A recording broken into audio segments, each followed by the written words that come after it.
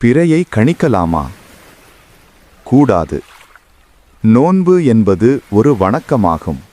வணக்க வழிபாடுகள் அனைத்தையும் அல்லாஹும் அவனுடைய தூதரும் எந்த அடிப்படையில் காட்டித் தந்தார்களோ அந்த அடிப்படையிலேயே நாம் செயல்படுத்த வேண்டும். இதில் நம்முடைய மனோ இச்சையை பின்பற்றுதல் என்பது மார்க்கத்திற்கு மாற்றமான நடைமுறையாகும். இந்த அடிப்படையை முதலில் நீங்கள் மனதில் பதிய வைத்துக் கொள்ள வேண்டும்.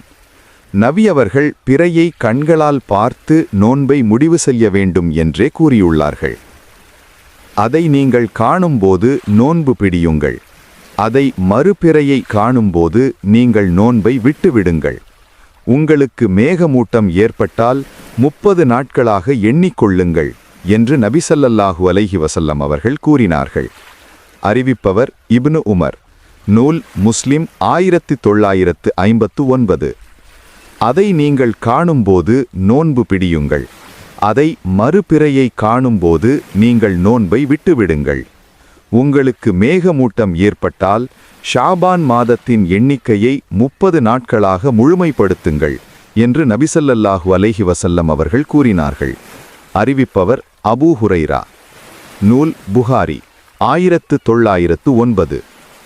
நீங்கள் பிறையை பார்த்து நோன்பு பிடியுங்கள்.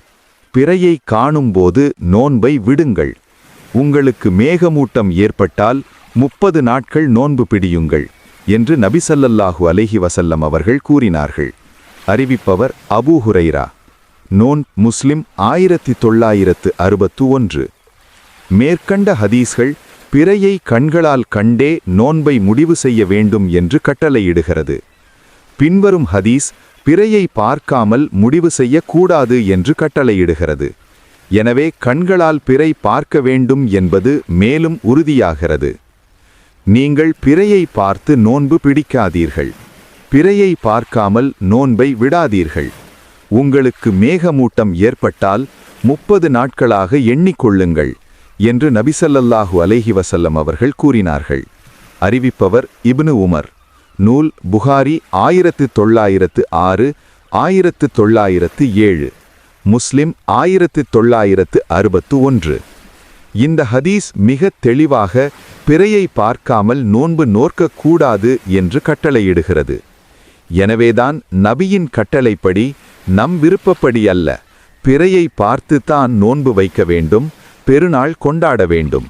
பிறையை கணிக்கக்கூடாது என்று கூறுகிறோம்.